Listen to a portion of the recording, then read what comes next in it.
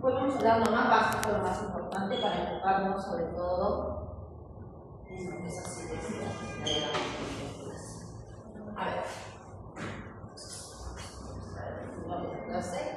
El título de la clase es el equilibrio químico y la teoría ácido-base. Entonces vamos a empezar con algunas definiciones de este primer punto que es el equilibrio químico y luego entraremos, ¿no? Por lo menos hablar un poquito sobre lo que es la acidez y la basicidad, porque es lo que van a trabajar el día de hoy en el laboratorio. Ahora, yo les hago la siguiente pregunta. Cuando digo equilibrio, ¿qué entienden? Un balance, ¿cierto? Una igualdad. Digamos el equilibrio, una igualdad. Y en este caso, para una reacción química va a ser una igualdad en la concentración de reactantes y productos. Hace un momento yo les mostraba, ¿no? Esta era la base del tiempo y esta era la concentración. ¿Qué ocurría? Tengo de reactantes a productos. Si acá tengo inicialmente la concentración de los reactantes, ¿qué va a comenzar a suceder? ¿Su concentración va a aumentar o va a disminuir? El reactante se comienza su concentración a aumentar o a disminuir. El reactante. ¿Qué va a pasar con su concentración? A medida que transcurre, este es en el tiempo cero. Comienza el tiempo 1, tiempo 2, etc. ¿Qué va a pasar con la concentración del reactante? ¿Aumenta o disminuye? Correcto, comienza a disminuir, ¿cierto? Comienza a decaer. Digamos que decae hasta el tiempo 2. Y de ahí permanece constante.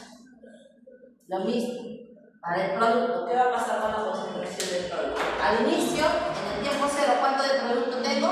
0. Comienza a aumentar. Vean, aumenta siempre significativamente en la mayoría de los casos. ¿Hasta qué? Hasta que también llega a un punto, que es lo que vamos a llamar el punto de equilibrio. Entonces, en este caso, ambas concentraciones, ¿cómo permanecen? Constantes. Ojo, no digo que la reacción se terminó, la reacción se sigue dando, pero tanto la concentración, si yo voy a extrapolar un punto del reactante, así como la concentración del producto, que va a permanecer constante, se sigue dando la transformación, y eso es lo que nos muestra ahí parcialmente en ese video, ¿no?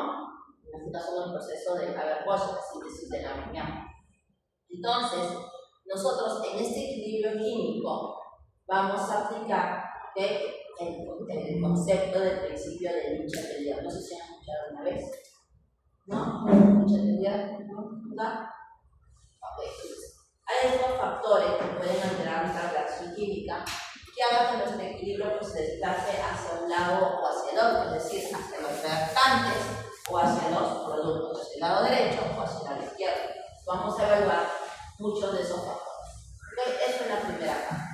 En la segunda parte, como les comenté, hablaremos sobre la acidez, la basicidad en una solución, ¿okay? Y aprenderemos a calcular el valor del pH y el pH, que es lo que van a hacer hoy día en el laboratorio. Lleven consigo sus calculadoras que van a necesitar. Van a sacar logaritmos, pero decimales. ¿Okay? Entonces, todos son los puntos que tenemos que desarrollar. Hoy por lo menos vamos a llegar hasta el punto 3. ¿Okay? Primero estos dos conceptos que es teórico, y luego la teoría de las bases, y les voy a presentar algunas de las fórmulas para que puedan tener alguna idea un poquito más clara y lo apliquen un poquito experimentalmente. Entonces comenzamos. El equilibrio químico es un estado en una reacción química reversible. ¿Qué significa que sea reversible? ¿Cómo tiene que ser ese sentido? En ambas direcciones. ¿Okay? Esto es una reacción reversible, en la cual la concentración tanto de los reactantes y de los productos no cambia en el tiempo. Concentración de reactantes y productos permanece constante. Para llegar a este equilibrio químico debe transcurrir un tiempo determinado, tiempo de equilibrio, que va a depender de la naturaleza de los reactantes, es decir, propio de cada sustancia, así como otros factores que son la temperatura, la presión y la concentración. Y justamente esos tres factores, sobre todo temperatura y concentración, es lo que nos vamos a ver. Ahora, el equilibrio químico se alcanza de forma espontánea. ¿Qué significa? Que el cálculo de la energía libre de X, ¿qué signo tiene que tener? 100%. espontáneo.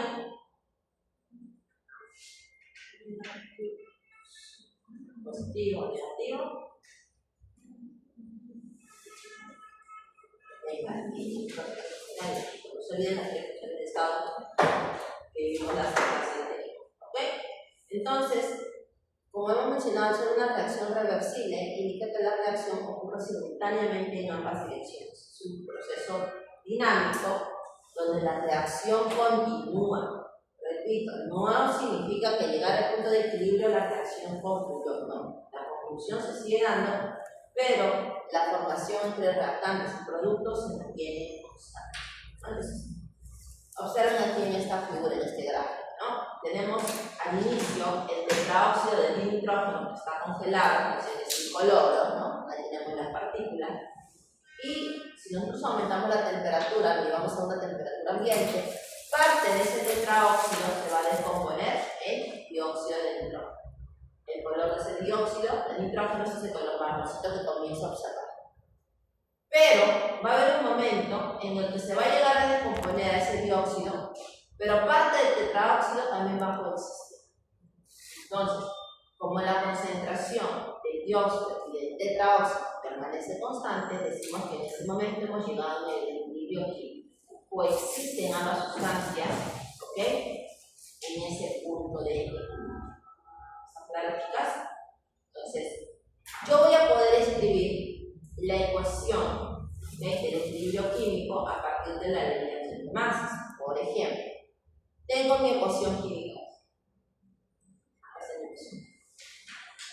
La balanceo correctamente. A, B, C, D siempre van a ser los coeficientes de equilibrio.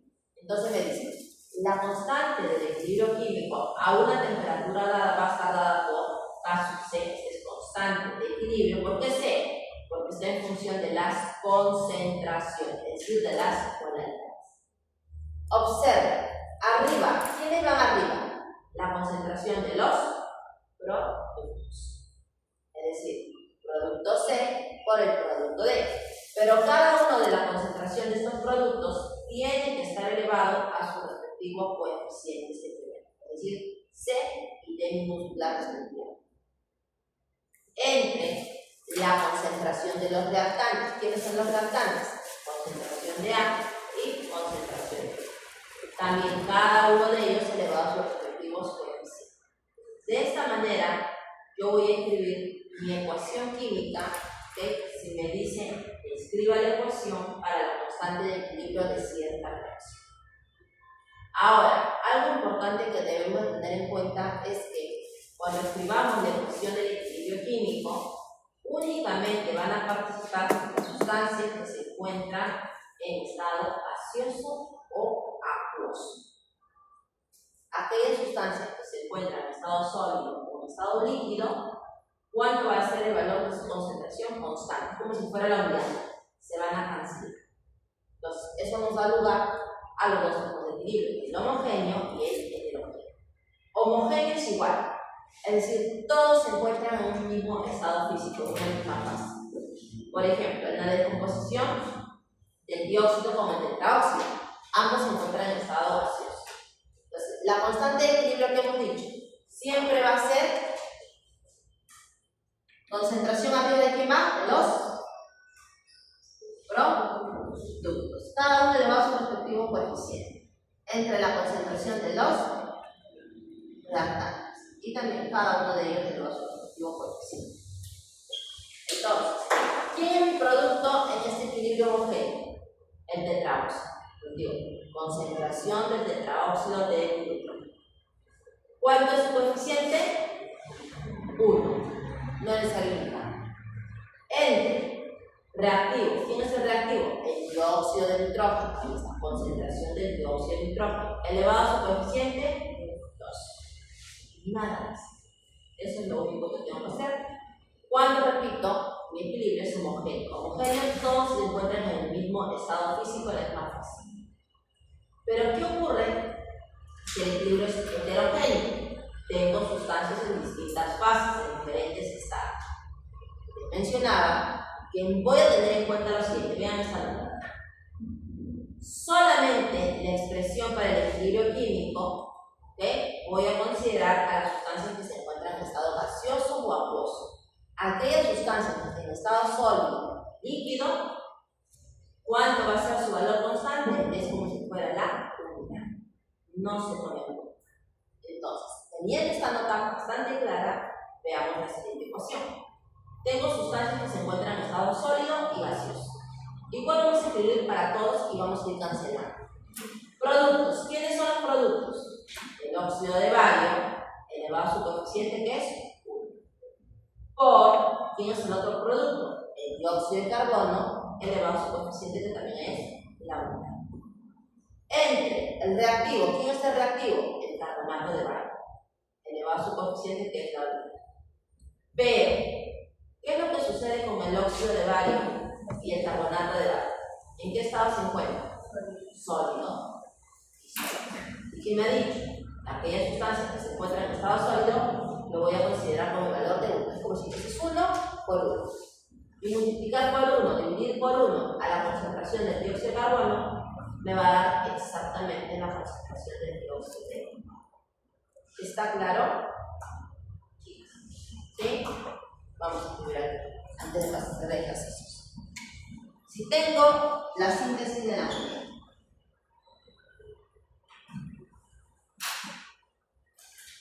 una reacción que le muestra. Primero, ¿qué vamos a hacer? Balance. ¿Ok? 2, 2 por 6, 3. Si ha caminado, significa que es la unidad. Si me dice, escriba la constante de equilibrio para esta ecuación química, os digo, mi constante de equilibrio. Productos. ¿Quién es el producto? Amonio. Os digo, concentración de amonio elevado a su coeficiente 2. Entre reactantes. ¿Quiénes son los reactantes? Nitrógeno y hidrógeno. Concentración de nitrógeno o la concentración de hidrógeno. ¿Cuánto es el coeficiente de nitrógeno? 1. ¿Cuánto es la concentración de hidrógeno? Repito, ¿quedará así escrita mi constante de equilibrio químico o tendría que cancelar algo? ¿Cancelamos alguno? Gas y gas. Por lo tanto, caso hipotético. Imagínense que este hubiese sido sólido. Caso hipotético. Entonces, ¿así debería estar escrito? No. Si en caso hipotético, ¿cómo sería escrito? Producto, concentración del amoníaco, elevado a su coeficiente, entre, voy a considerar el nitrógeno, no, este es como si fuera 1, por lo tanto solamente en función de hidrógeno elevado a 1. ¿Ok? Este de aquí es como si fuera 1, por eso me sigue dando el mismo. ¿Ok? ¿Está claro? Entonces, observamos muy bien los estados físicos de las sustancias. ¿Qué vamos a ver? Ya están incluso la respuesta, vamos a visualizar. Observen, en la primera reacción, ¿es un sistema homogéneo o heterogéneo? ¿Qué dice? ¿Homogéneo o heterogéneo? Homogéneo. ¿Por qué homogéneo? Todos se encuentran en estado gaseoso. Por lo tanto, todos participan, ¿cierto?, en el equilibrio químico. Y acá lo tenemos. Entonces, producto, concentración del bioduro de hidrógeno elevado a su coeficiente 2, entre la concentración del hidrógeno a la unidad y la concentración del yodo a la unidad. La B que hemos hecho también es un sistema homogéneo. Vamos con C. ¿Homogéneo o heterogéneo? Homogéneo. Entonces C. Producto, concentración aquí del cloruro, este óxido doble, hidrógeno y cloro, elevado a su coeficiente 2, entre la concentración del monóxido, elevado también a la 2, por la concentración de cloro, elevado a la unidad. ¿Ok? Es de la C. D. Sistema homogéneo o heterogéneo. Hetero. ¿Por qué heterogéneo? Porque vemos que se encuentra en estados físicos diferentes. Entonces, ¿por qué nos queda solamente, profesora, el CO2? Porque si yo escribo en C, ¿okay?, está vacío, ¿cierto? Concentración del producto. ¿Quiénes son los productos? hay dos óxidos. El óxido de calcio, elevado a la unidad, por el dióxido de carbono, también a la unidad, entre el carbonato de calcio a la unidad. Pero ¿qué es lo que ocurre? Que se encuentra en estado sólido, es 1, estado sólido es 1. Por lo tanto, operando, resolviendo, ¿cuánto me da? Simplemente la constante de equilibrio en función de la consideración de carbono. ¿Está claro? Y por último, en sistema homogéneo heterogéneo. Y algo similar. Entonces teníamos en el producto el carbonato de sodio, que es sólido, se cancela 1. Concentración del agua, si lo consideramos, concentración de CO2, si lo consideramos. Entre reactantes, el carbonato de sodio, por estar en sólido, se cancela. Por lo tanto, la constante de equilibrio únicamente está en función de ellos dos. ¿Está claro hasta ahí? ¿Okay? Copia rápidamente los puntos, chicas, para poder avanzar al siguiente.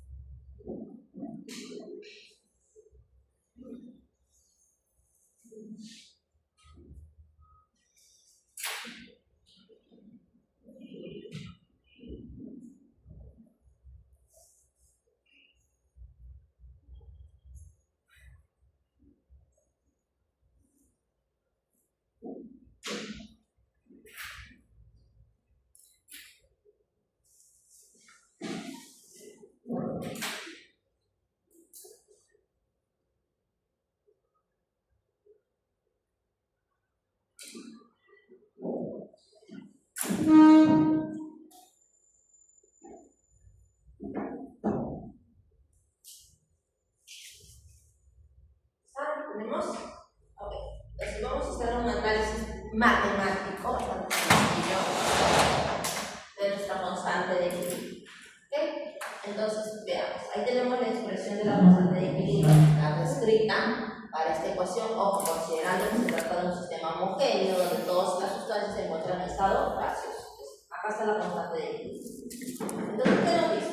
Si el valor, hacemos el cálculo, y la constante de equilibrio nos resulta mayor o igual a la unidad, significa que la relación es favorecida hacia la derecha.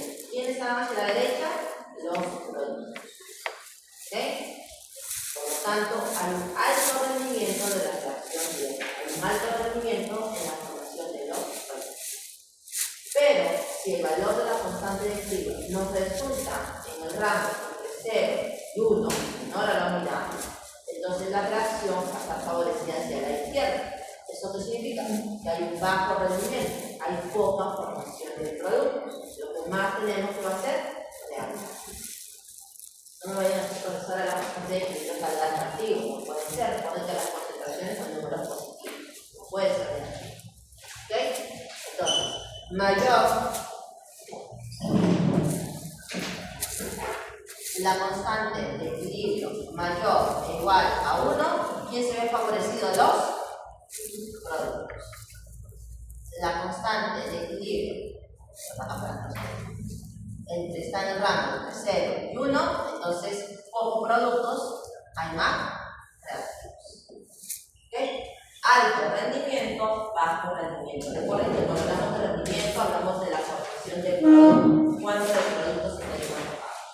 Entonces, vamos a aplicar nuestra ecuación. Y aquí tienen que recordar a qué le igual la modalidad.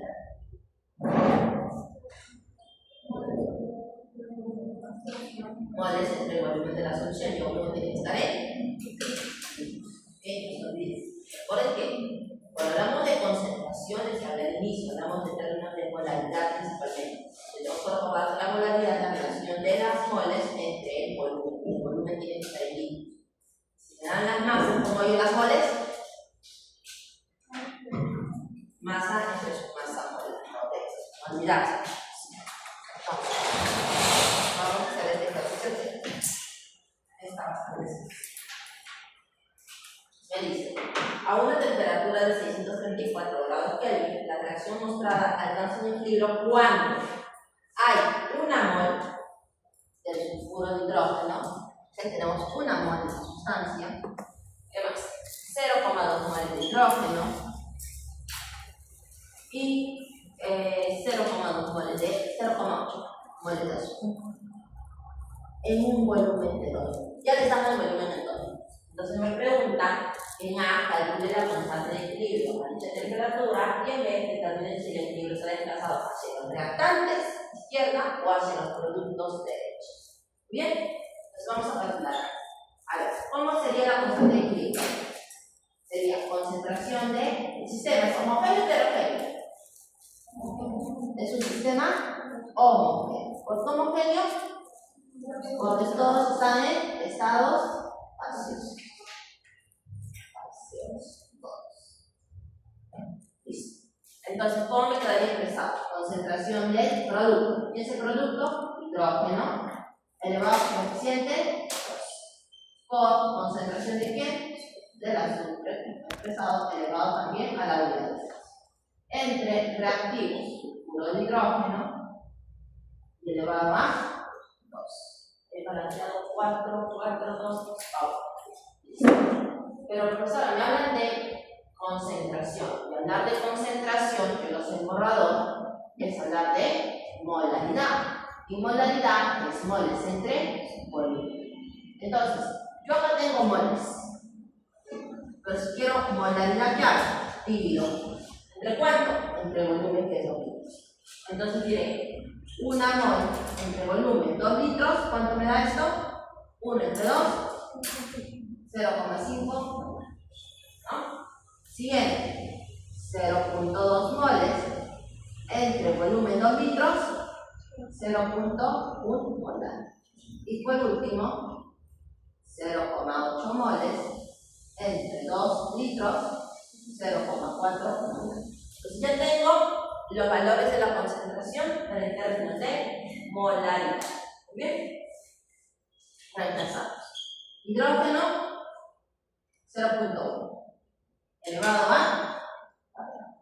por azufre, 0,4 elevado a su sola unidad, entre sulfuro de hidrógeno, 0,5 elevado a cuadrado. Reemplazamos cuántos. Operamos, chicas.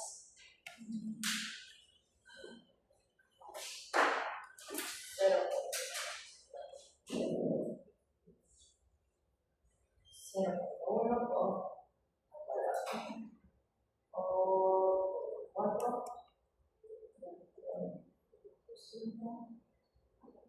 0,016. ¿Sí? Bueno, ¿sí? Ok, unidad. Acá recuerden que era molar al cuadrado, ¿cierto? Por molar a la 1. Entre molar al cuadrado. Molar al cuadrado, ¿qué me va a quedar de unidad? Molar.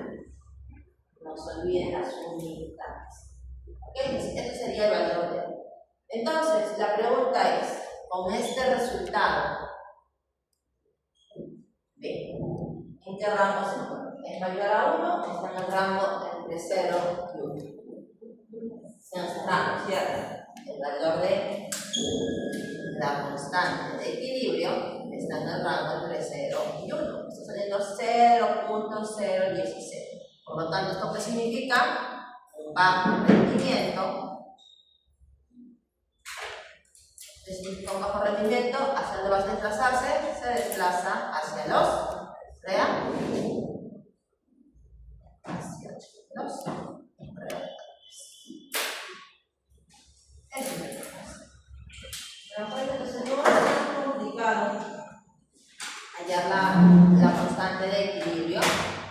Simplemente hay que recordar un poquito el tema de molaridad, ¿no?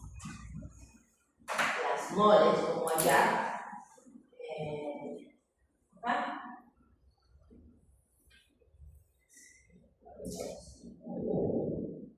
Cómo hallar las moles y luego interpretar nuestros resultados, ¿no? Con lo que les he indicado acá.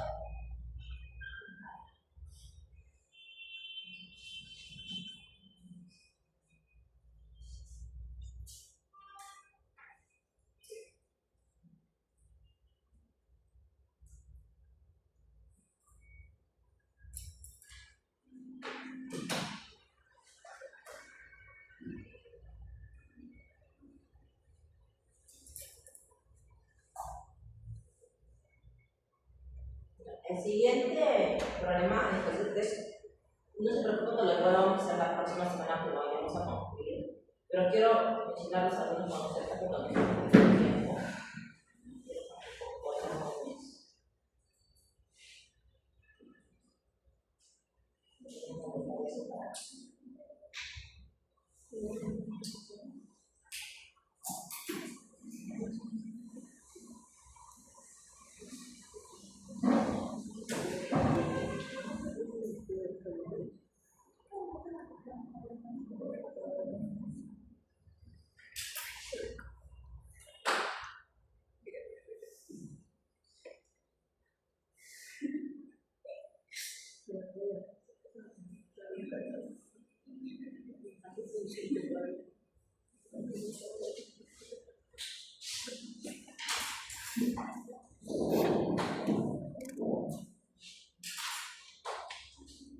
El ejercicio de la repito nos va a quedar pendiente, número 3, que vamos a hacer la próxima semana. Estoy un pequeño artificio matemático que lo indica en el problema y es una sugerencia, pero igual lo vamos a mostrar en la próxima clase.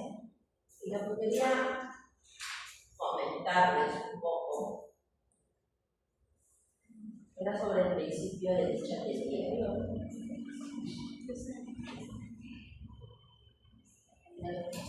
A ver, vamos a empezar. Quiero que miren aquí la reacción en la síntesis de la comida. A ver, nos dice que ya llegamos al equilibrio químico, tenemos la ecuación y la expresión de su constante. Pero ahora vamos a ponernos en diferentes supuestos. Imagínense que yo comienzo a aumentar la concentración para este reactivo. Estoy alterando el equilibrio, ¿cierto? Entonces, para poder contrarrestar ello, ¿qué debería ser la respuesta de mi sistema, la respuesta de mi reacción? Si es mucho de este reactivo que yo comienzo a añadir, ¿cuál tendría que ser mi respuesta inmediata? Este tiene que disminuir, ¿cierto? Y para que se disminuya ese reactivo, ¿qué debería formarse? ¿Más del reactivo o más del producto? Más producto. Entonces, si yo aumento la concentración de un reactivo, el principio del dicho Diego dice que el sentido tiene que dirigirse hacia el lado de los productos. ¿Para qué? Para volver nuevamente ese equilibrio. A ver, como estamos de repente, no sé, descansando, no estamos en un equilibrio. Viene mi despertador, comienza a sonar, altera mi equilibrio, ¿cierto? ¿Qué hago para contrarrestar ello? Lo apago y vuelvo nuevamente al estado inicial. De eso trata el principio del dicho equilibrio. Si yo aumento, altero mi equilibrio, añadiendo más de este reactivo o este otro, para poder contrarrestar y volver al equilibrio, que es lo que yo busco, ¿hacia dónde tiene que dirigirse? Hacia formar más productos. La otra situación, si yo añado a mi sistema más de la concentración de este producto, yo le añado. Entonces, para que mi sistema no se vea alterado, ¿hacia dónde debería dirigirse? Recuerden que la reacción es reversible. Si yo aumento más del producto, en este caso, ¿hacia dónde tiene que ser el sentido? Hacia de los reactantes. Siempre dense cuenta que es lo contrario. Asimismo, también tiene que ver con el tipo de reacción, si es endotérmica o exotérmica. Si era una reacción endotérmica, ¿qué significa? endotérmica. Absorbe, ¿cierto? Y exotérmica, libera. Cuando es endotérmica, ¿dónde está ese calor? Aquí. Cuando es exotérmica, ¿dónde está ese calor? Entonces, lo mismo yo tengo que analizar. Dependiendo del tipo de reacción que me dé, me puede decir, aumenta más la temperatura. Si aumenta más la temperatura en una reacción endotérmica, es como si aumenta más el reactivo. Por lo tanto, para contrarrestar, ¿hacia dónde tiene que dirigirse? Hacia los productos de leche. Pero si la reacción es exotérmica y me dice que aumenta la temperatura, yo sé que la reacción exotérmica, el calor está en los productos. Por lo tanto, si aumenta, ¿hacia dónde se tiene que dirigir? Hacia el agua. Siempre es en el sentido contrario. Lo que yo voy a aumentar, vaya a añadir para contrarrestar y volver a mi estado inicial de equilibrio, o voy a dirigir el sentido derecha o izquierda, pero siempre va a ser lo contrario. Entonces, la otra semana que vamos a completar la clase es lo que se muestra y está detallado ahí con ejercicios, y al final, no voy a borrar esto, voy a mostrar, tienen un cuadro, ¿sí? Está bastante, digamos, didáctico ese cuadro para que ustedes lo revisen, ¿no? De lo que les acabo de hablar. Principalmente concentración y temperatura. En el caso de la temperatura, repito, tienen que ponerse en la situación de que si la reacción es endotérmica o la reacción es exotérmica. Presión no tanto, porque recuerden que nosotros la presión la trabajamos constante, no hacemos una modificación de la presión. Pero la presión también podría ser otra variable que modifique, ¿no? Para establecer el principio de temperatura. Ahí están, chicos, así están resueltos, revísenlos, miren, ¿no? La próxima clase vamos a completar esta parte. Y antes que se me vaya, ¿sí? Porque no quiero que vayan con el vacío laboratorio. Bueno, ahí vamos a el ejercicio. A ver, hoy día lo que van a hacer en el laboratorio, por lo menos la primera parte, es evaluar la acidez, la basicidad de una sustancia. ¿A qué me refiero? Si yo pruebo el limón, yo sé que el limón es ácido. Mi sentido de gusto lo permite detectar. De repente, si alguien ha probado la milagro de leche de magnesia, ¿no? Nos deja seco la boca, ¿cierto? Eso es característico de una sustancia básica. Ahora, no nos vamos a ir por la vía pues, haciendo uso del sentido del gusto para clasificarlo como ácido o como básico, ¿no? Por ejemplo, les dan el ácido muriático, no lo van a probar para decir que es ácido, o les dan el amoníaco, no lo van a probar para decir que es básico. Entonces, existe lo que se conoce como la escala de pH. No sé si han escuchado alguna vez. La escala de potencial de la concentración de los iones hidrógeno, que va de 0 a 14. Y tenemos 7 puntos. Repito, es para el pH la escala. Entonces, si yo tengo una muestra y le hay el valor del pH y su valor de pH me resulta igual a 7, entonces decimos que es neutro. El ejemplo característico es el agua. Ojo, no, de agua de H2, agua destilada, libre de cualquier impureza. Teóricamente, ahora lo van a hallar más tarde, un ratito en el laboratorio. Pero si yo, por ejemplo, van a medir el limón, mido el pH del limón y está alrededor de 2 a 3, es decir, está por debajo de 7, ¿cómo lo clasifico? Como ¿ok? Por otro lado, medimos la leche de magnesio, está alrededor de 10, ¿ok? El pH está por encima de 7, decimos que es alto. Hoy es lo que van a hacer en la primera parte del laboratorio, haciendo uso del pHímetro, haciendo uso de indicadores de pH, entonces colorimétricos. ¿Recuerdan dónde trabajamos la fenolftaleína? El medio ácido es incoloro, el medio básico, el rosa rosé. Hoy vamos a usar otros indicadores más, donde van a ver ese viraje, ese cambio de color. ¿Okay? También con las tiras indicadoras, cuando tienen pues, varios cuadraditos que son indicadores en realidad, con el método colorimétrico les va a permitir medir en qué rango de pH se encuentra. Entonces es importante que esto lo tengan muy claro. Las fórmulas que van a trabajar para hallar el pH, ya les van a explicar solo, es el menos logaritmo de la concentración de los iones hidrógeno. ¿Okay? La otra fórmula para hallar el pOH es el menos logaritmo de la concentración de los iones hidrógeno. Y la fórmula que siempre se cumple del producto iónico del agua es que el pH más el pOH siempre, ¿cuánto suma? Entonces, si yo por ejemplo les digo, tengo una muestra y esa muestra tiene un pOH igual a 4, la muestra es ácida, neutra o básica. El dato que les estoy dando es el pOH. Recuerden que la escala es del pH, siempre se cumple. Entonces, si yo sé que el pOH es 4, profesora, 4 es acá es ácida, eso es incorrecto. Porque yo necesito el pH. Entonces, yo uso qué fórmula, esta última. Entonces, si el pOH es 4, ¿cuánto vale el pH? 10. Si es 10, la muestra es básica. Ahí está. ¿Ok? ¿Se recuerdan ello, chicas? Esto igual lo vamos a ver la próxima semana y otras fórmulas más para las definiciones de ácido y base.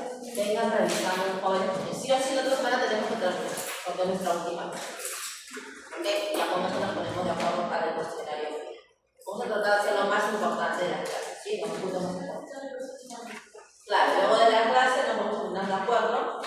Durante el martes, miércoles o más tardar, yo voy a terminar de enseñar el día lunes las preguntas. Las pongo ya